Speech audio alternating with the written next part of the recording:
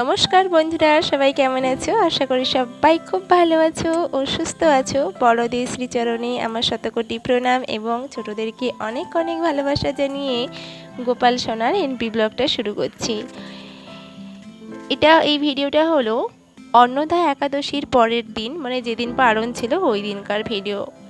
আমি সাধারণত যেটা করে থাকি বন্ধুরা ভিডিও ছাড়ার ক্ষেত্রে, সেটা তোমাদেরকে বলি। আমি যেদিন ভিডিওগুলো শ্যুট করি সেদিন কিন্তু ভিডিওটা ছাড়ি না। ওই দিন আমার সংসারে অনেক কাজ থাকে, আমার মেয়ে আছে, তাই হয়ে ওঠে না। তো আমার ভিডিও ছাড়ার সময়ও হয়েছে 10টা, তো ওর জন্য তো করা সম্ভব নয়। তাই যেদিন আমি ভিডিওগুলো শ্যুট করে থাকি তার পরের দিন সকাল 10টায় আমি সেটা পোস্ট করে থাকি। তো যাই হোক, দেখো এদিকে আমার গোপালকে তো আমি স্নান করিয়ে দিচ্ছি, দুজন গোপালকে। আগে শুধু আমার গোপাল, এই যে গোপাল দেখছো বড় গোপাল, ইনি শুধু স্নান করতেন। ওই ননী গোপাল কিন্তু স্নান করতো না, কারণ আমার কাছে তখন ছিল না। আমার একদিন হঠাৎ চোখে পড়লো যে এই ননী গোপালকে, তো তবে থেকে ভাবলাম যে এই গোপাল কি আমি সেবা করব, কারণ গোপাল তো গোপালই হয়, তাই না? সেই বিগ্রহ যাই হোক না কেন, ভগবান তো ভগবানই হয়। তো তাই ভেবেই আমি দুজন গোপালকেই স্নান করাই, এবং এখনকে দুজন গোপালই স্নান ও সেবা পায়। তো এই যে দেখছো হাতে কি সুন্দর একটা প্রজাপতির মতন কানের, এগুলো না আমার গোপাল সোনার জন্য নিয়ে এসেছিলাম জন্মাষ্টমী উপলক্ষে। তো এগুলো পাচ্ছিলাম না, এখন পেয়েছি, তাই ভাবলাম এগুলো পরাই। তো পরে কিন্তু গোপাল সোনাকে ভীষণ ভালো লাগছিলো। আর আমি একটুখানি আয়না দর্শন করিয়ে দিলাম, কারণ দেখালাম যে গোপালদেরকে কেমন লাগছে, ওনারাও দেখো। গোপালকে সকালে আমি সেবা দিয়েছিলাম বিস্কিট আর গজা, এটাই দিয়েছিলাম বন্ধুরা। ভাবছি যে ড্রাই ফ্রুটস দেবো, কিন্তু এই মুহূর্তে আমার কাছে ড্রাই ফ্রুটস নেই। আমি পারছিও না, পারছি না এখন কোথা থেকে ব্যবস্থা করতে।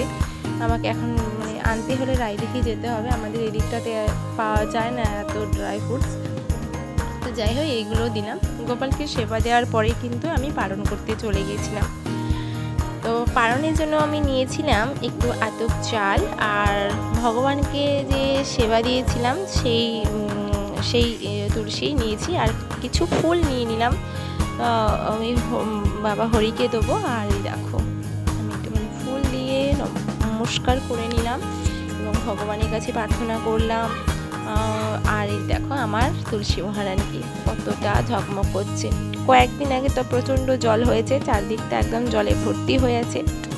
তো এবারে আমি দরজায় দিয়ে চলে যাব, আমার পালন তো হয়ে গেছে, দরজা দিয়ে চলে যাব। তোমরা কেউ ভেবো না যে গোপালকে এখনও কি শয়ন থেকে তোলা হয়নি, তুলে নিয়েছি বন্ধুরা। আসলে এতটাই পাখিদের অত্যাচার যে কি বলবো, সব ভেঙে টুঙে দিয়ে না চলে আসে, প্রদীপের বাতিটাও আমি রাখতে পারি না, ওরা খেয়ে চলে যায়, ঠোঁট দিয়ে টেনে নিয়ে চলে যায়। তো ঠাকুর ঘর থেকে এসে যখন দেখি আমার মেয়ে আর তার দাদা মিলে এখন ছবি আঁকছে। রিজু আজকে স্কুলে যায়নি, কারণ ওর শরীরটা ভীষণ খারাপ, তাই ঘরে বসে বসে ছবি আঁকছে।